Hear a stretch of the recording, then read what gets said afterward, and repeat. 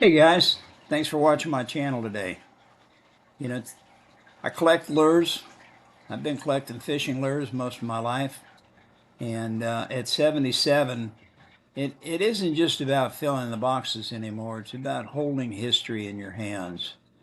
Uh, Today I want to talk a little bit about why the story of Heddon Lures is so interesting. You know, Heddon Lures is the oldest lure manufacturer in the United States. When most people look at an old fishing lure, they see rust, corrosion. I see a revolution.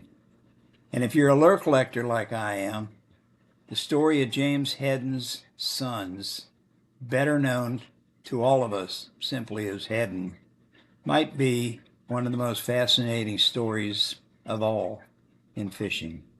Because Heddon didn't just make lures, they changed the way the world fished. As the story goes, if you look back into the late 1800s in Michigan, James Heddon was supposedly whittling a piece of wood and tossed it into a pond.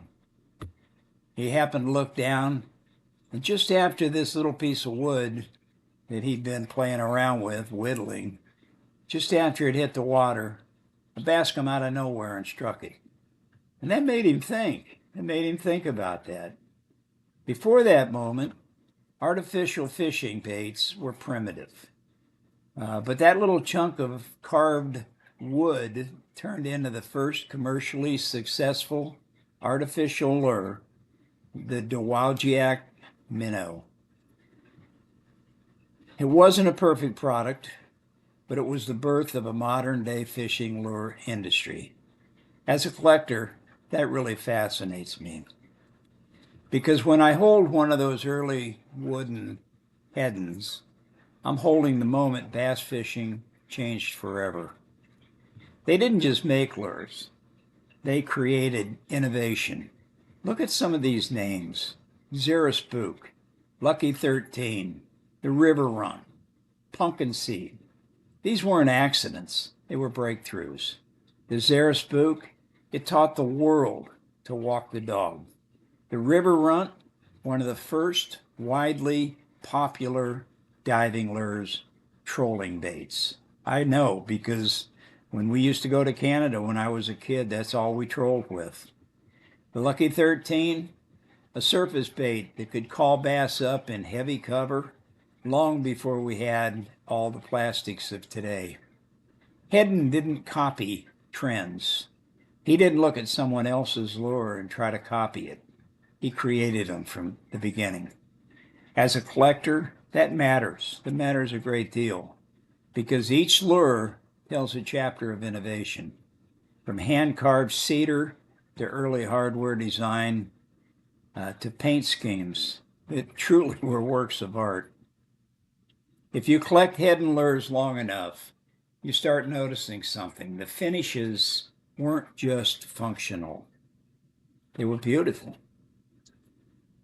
Old glass eyes, scale patterns, frog patterns, perch finishes. Some of these early paint jobs were done by hand.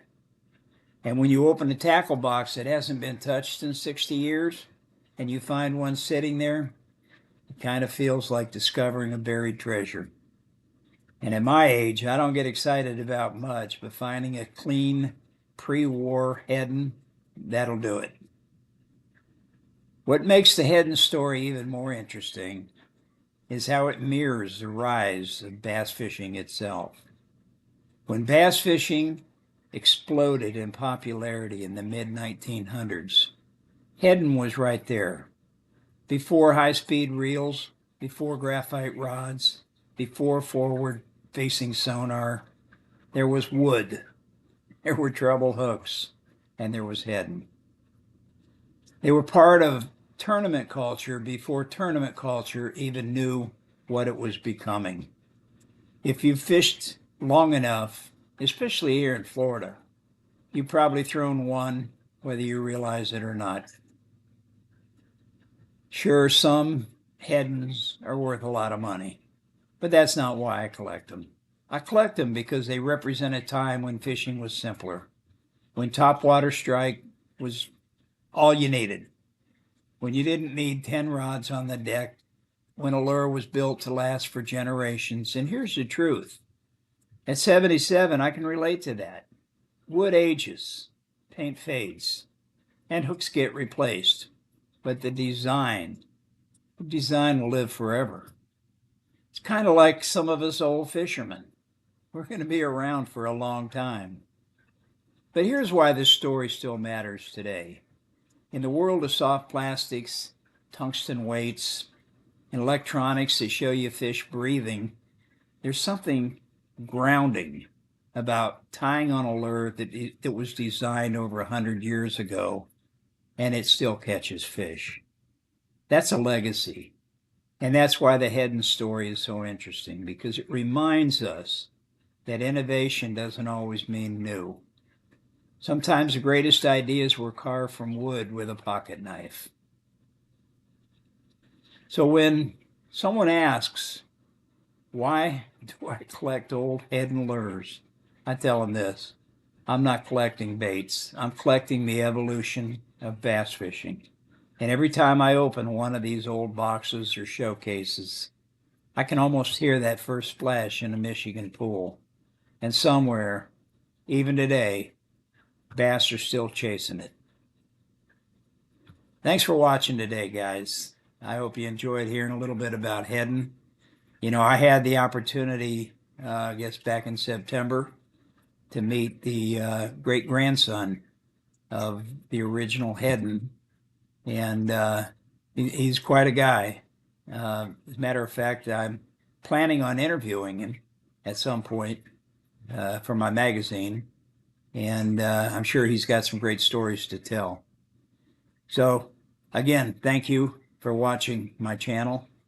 I hope you enjoyed hearing about Heddon lures. And if you have any comments, you know, maybe you've got some Heddon lures of your own.